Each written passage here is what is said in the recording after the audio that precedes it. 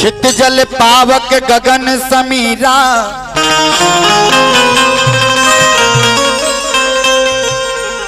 छित जल पावक गगन समीरा, और पंच तत्व से बनाए अधम शरीरा। संसार में इंसान रूपी शरीर के निर्माण 5 तत्व से भइल। छित जल, पावक मने अग्नि, गगन आसमान, समीरा, छित मने मिट्टी। आई 5 तत्व में जाके शरीरिया कैसे मिल जाला भैया।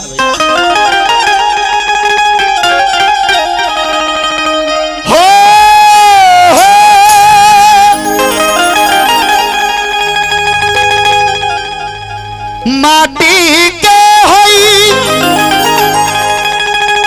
और बनला शरीरिया, और मटिए में मिल जाई भैया हो। लेकिन ये बतिया के बुझेला कोई कोई। अगर ये बतिया समझ में आ जाए कि सच में माटी के शरीर में माटी में मिल जाए बाबू, तो 2 कट्ठा जमीन के लिए भाई भाई में गोली नहीं चलेगा। बात सही है ना। ये बतिया अगर समझ जाए तब नहीं कहेगा कि मैंने किया, मेरा घर, मेरा बेटा, मेरा मकान। वो तेरा मेरा के चक्कर में नहीं रहेगा। इसीलिए निर्गुण का महत्व है। माटी के होई और बनल शरीरिया,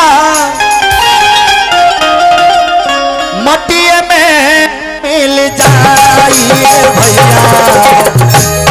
तनी हाथ उठा के ताली बजावा। केहू कुछ लेके नहीं जाई, केहू कुछ लेके नहीं जाई भैया हो। केहू कुछ लेके नहीं जाई।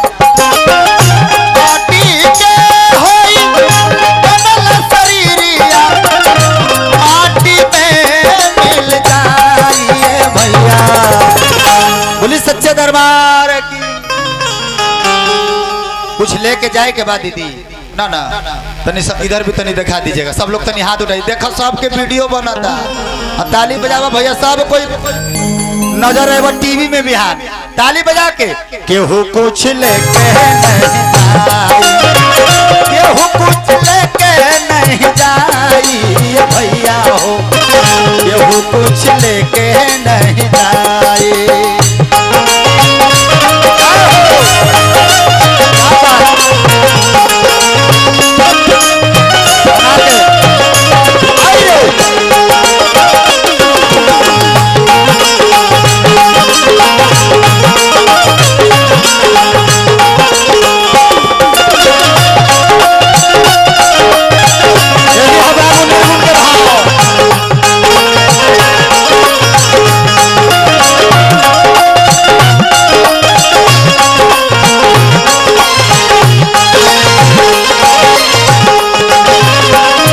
भाई आजकल इतना ना कलाकार हो गए बाबू। यूट्यूब खोल के देखबा तो खेसारी लाल तो भाई लाल हो ही गया, लेकिन अब टमाटर लाल, मिर्चाई लाल, भंटा लाल, जिलेबी लाल, मसूरी लाल, न जाने साला कौन कौन लाल हो गया। मैं उनकी बुराई नहीं कर रहा हूं, लेकिन बिहार में जब तक अश्लीलता नहीं परोसिएगा, जब तक गंदा गाना आप नहीं गाइएगा, जब तक अच्छा कलाकार आप नहीं है। कहिए कि बाबू तनी एगो मिट्टी का चीज निर्गुण सुना दो, तो निर्गुण के मतलब नहीं समझेगा। काहे कि निर्गुण मुंह से नहीं गवाता है। निर्गुण जकरा यहाँ दम रही ना वही गाई का भाव बा।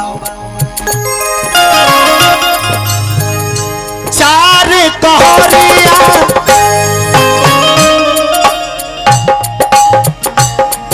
के डोरिया तापर लल की चदरिया, चदरिया तापर लल की चदरी।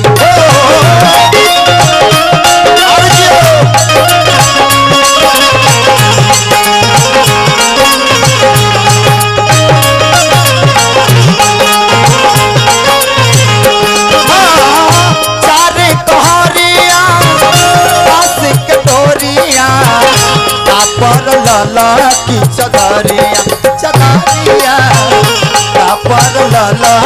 चतरिया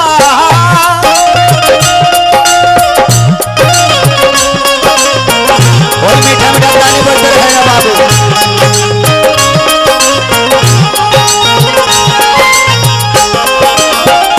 धर्म राजा जी धर्म पूछी, धर्म राजा जी धर्म पूछी, नेकी बदी तो लाइए भैया। धर्मराज के मतलब वही यमराज। यहाँ से जब शरीर छूटेगा ना तो वहाँ हिसाब किताब देना होगा सरकार।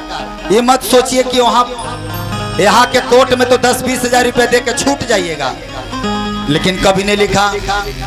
कौन रखिएगा? जस करनी तसे भोगहु दाता,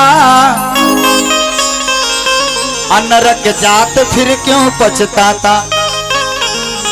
तुलसी बाबा ने लिखा कर्म प्रधान विश्व करी राखा, और जो जस करनी तस फल चाखा। तो जैसा करनी करिएगा मालिक को वैसा ही सरकार मिलेगा।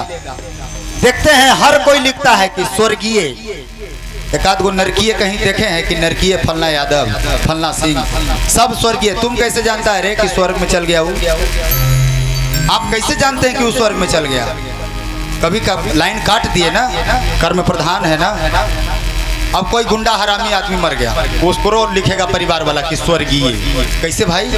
स्वर्गीय कैसे हो गया वो? हो सकता है नरक में गया हो, जान रहे हैं आप? तो बात समझिएगा। उठाइए पूरा पूरा हाथ को। कैसे? हर धारा महाराज जी और धारा पूछी, नेकी पति तोलाई रमेश बजे केहू कुछ लेके नहीं जाए, केहू कुछ लेके नहीं जाए भैया हो, केहू कुछ लेके नहीं जाए।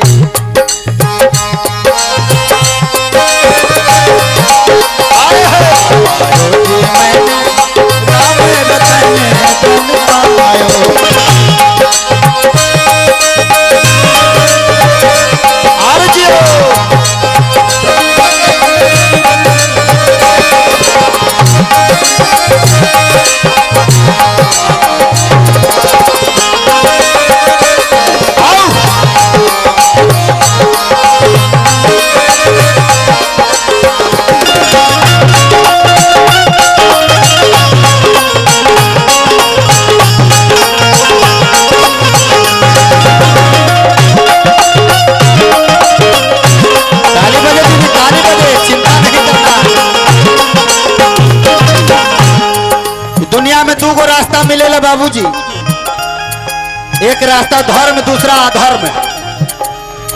एगो पाप एगो पुण्य। पाप वाला में ज्यादा मजा बा ना, लेकिन हमनी के चुने के बाद कहे कि परमात्मा ने सबसे सुंदर चीज बनाया है दुनिया में तो वो मनुष्य है। हमको सोचने समझने की विद्या है, समझ है, क्या गलत है क्या सही इतना तो हम जानते हैं। माँ बहन चिनते हैं लेकिन दूसरों की माँ बहन नहीं चिनते हैं, यही समझ है।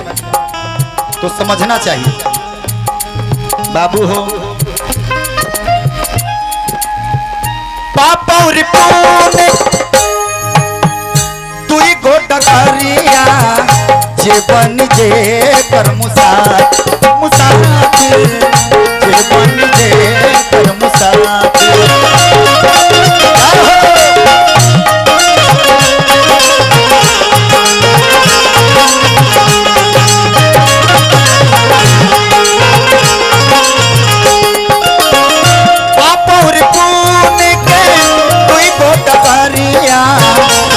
बन जे कर मुसाफिर, मुसाफिर जे बन जे कर मुसाफिर। सोना जैसन और देह के आगिया,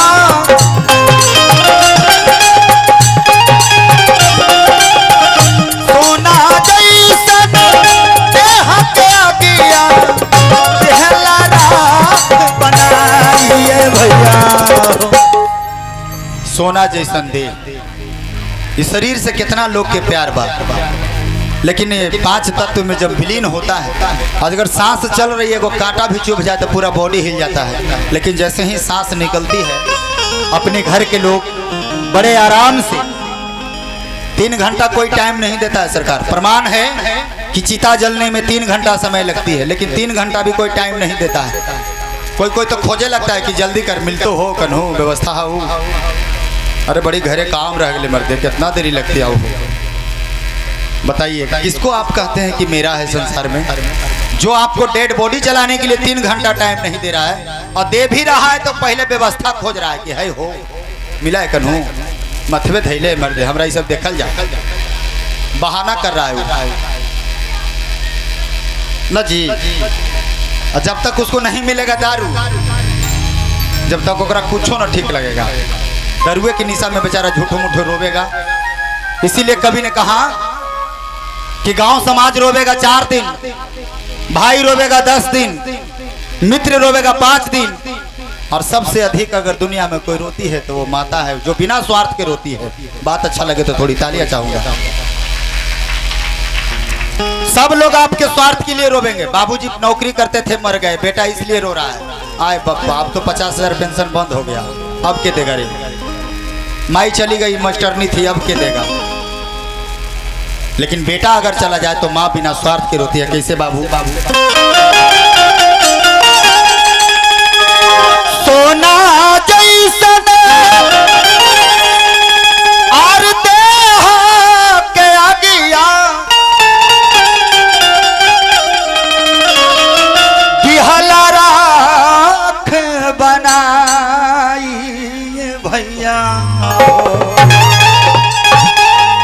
तनी आवा बाबू, आवा वही दिखावा, तनी हाथ उठा ली चाचा जी। कैसे? अरे केहू कुछ लेके नहीं जाए, केहू कुछ लेके नहीं जाई भैया हो, केहू कुछ लेके नहीं जाए।